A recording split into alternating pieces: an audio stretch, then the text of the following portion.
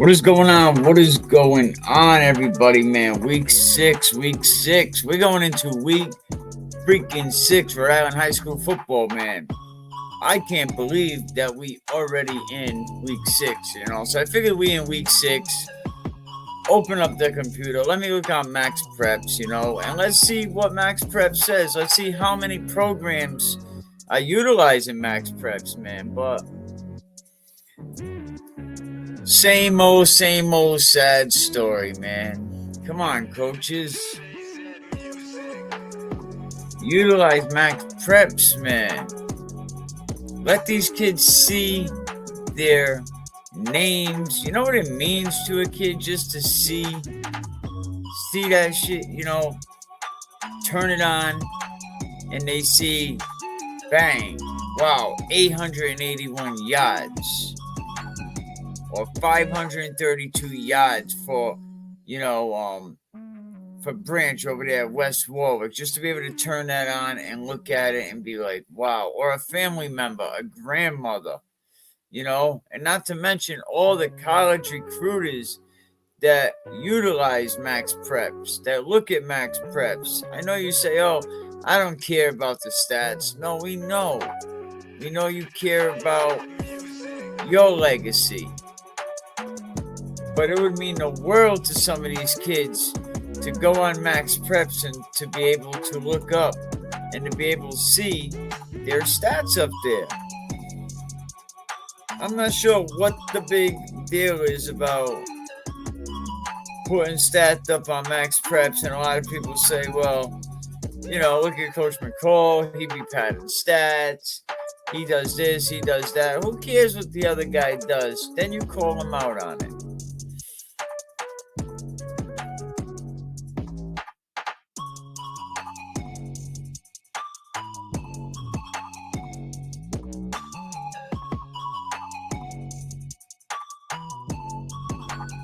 Then you could call them out.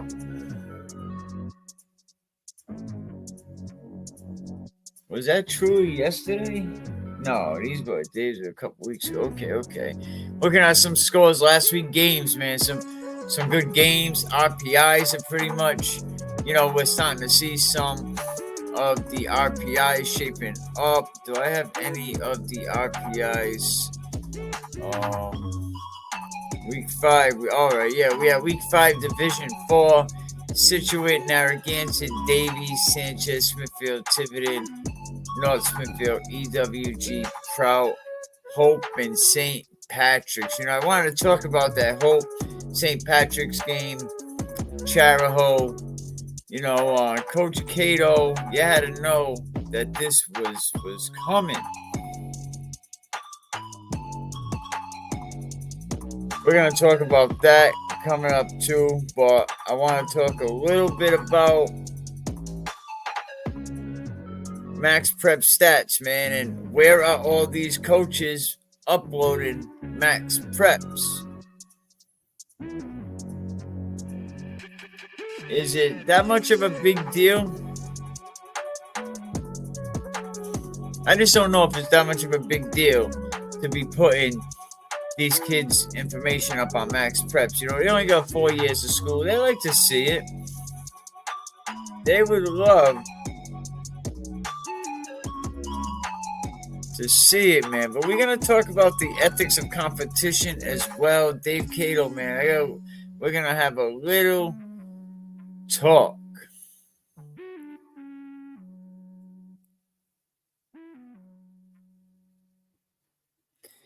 Yep, we're going to have a little talk.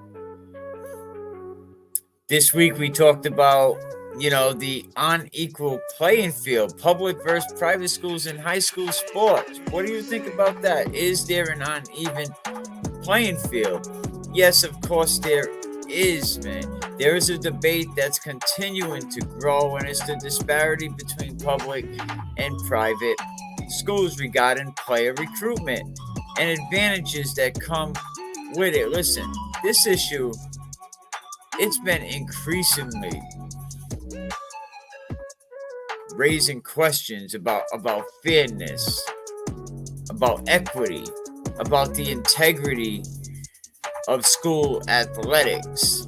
And at the heart, at the center, whatever you want to call it, of this debate, the recruitment process that private schools, unlike public schools, which are bound by district lines, must accept the kids based on where they live.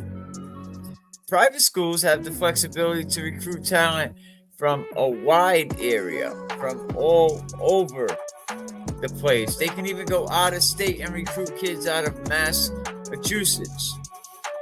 And like some schools have, you look at St. Ray's, you got a kid from Seekonk, Mass. You have a player from Catholic Memorial. You have players from Bishop Feenan. St. Ray's have 14 add-on sophomore up that was not on the roster last season. LaSalle, Hendricken, they've been doing it for a long time. Bringing in students that live outside their area. And then public schools just lose more and more kids. And public schools' ability to win is getting slimmer and slimmer, and kids don't want to play for programs that are not winning football games. Private schools basically allowed to handpick the athletes who not only excel in sports, but can elevate the rest of the program. And this is why these private schools, they enjoy a competitive edge. The numbers on the playing field are by far greater. And if we look at the success of a lot of these private school athletic programs, they have crazy winning records, championship titles.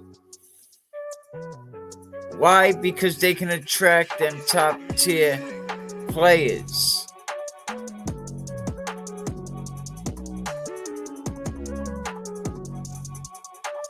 They can get them top tier players. Coaches at these private schools can seek out and promise these athletes, offering them scholarships or other incentives to join the program, where public schools really cannot do this. And this definitely creates the perception that private schools prioritize athleticness over academic achievements, right? Undermining the essential education mission of high school sports. You see kids go on, graduate, with a bad GPA, and they're not able to go to the program that they want to go to, Now, if you look at public schools, they have limitations. Their hands are tied. The money, local taxes, enrollment figures, they struggle just to compete with the resources that just private schools can offer. These public schools, they just can't compete. Many of these schools rely on their communities to develop the talent organically, right? Which can be, definitely a slower process, through feeder programs. I was just talking to the Burrillville coach, and he told me that this senior class has been playing together for 10 seasons. Like, that is awesome.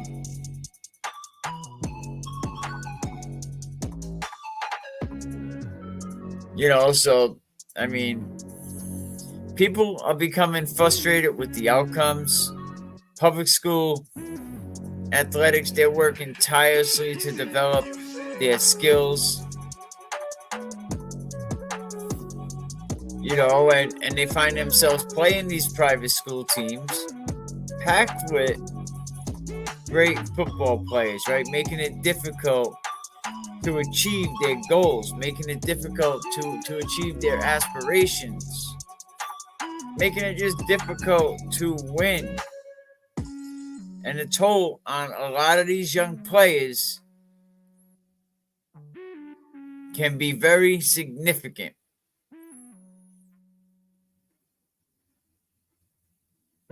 You know, a lot of these kids, they're going to deal with, oh man, you know, all the work I'm putting in, all the hard work, the sweat, the getting nauseous up at 5 in the morning. Maybe it's not good enough. All this work, maybe it's just not paying off. Maybe it's just not it. And this is what the public schools have to deal with. I mean, and this goes way beyond just the player. Coaches, ADs at public schools, right? They really find themselves in a really tough situation. They got to try to motivate their team, right? While facing the reality that they're playing uphill. They're playing uneven competition. The pressure to perform, with just knowing, just the knowledge that the odds are stacked up against them. When Central takes the field against Bishop Hendricken, they're going to know the odds are stacked up against us.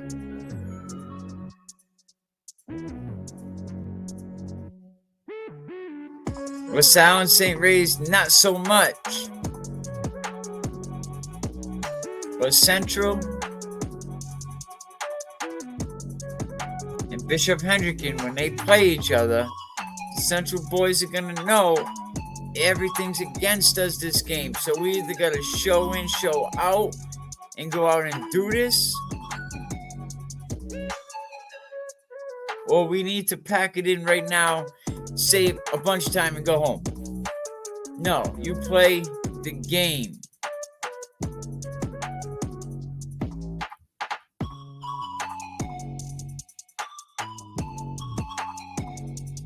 Now, some people, just to balance this off, some advocates are calling for reforms in high school athletics. Suggestions include, right, implementing stricter guidelines on recruitment practices, right? Promoting more equitable funding for public schools. Maybe some partnerships between public and private schools to share resources, share opportunities, and figure out a way to create a more level playing field.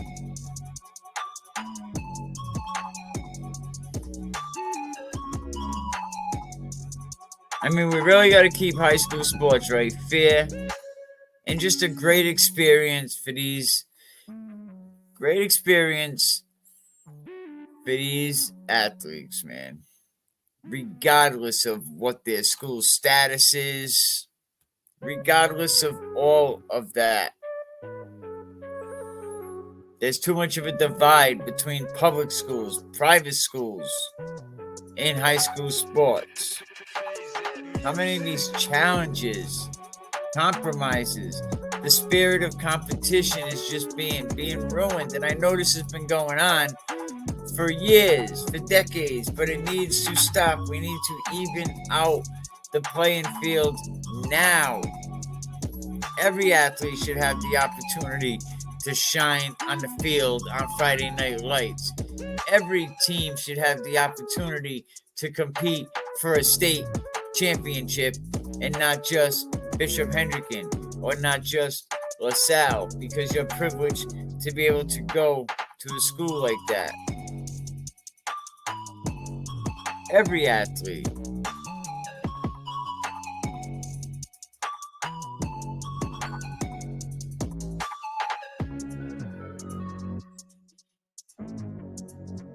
Every athlete. It needs to be fair.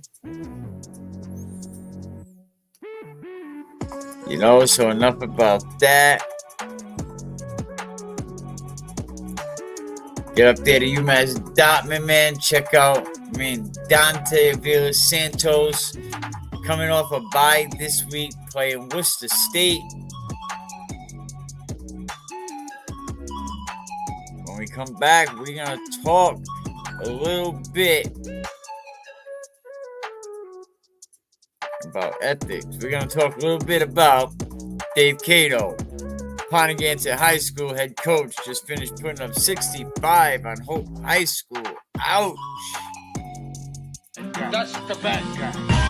Bad guy. Bad guy. That's the bad guy. The bad guy. The bad guy. The bad guy. The bad guy. The bad guy. Load up that queen.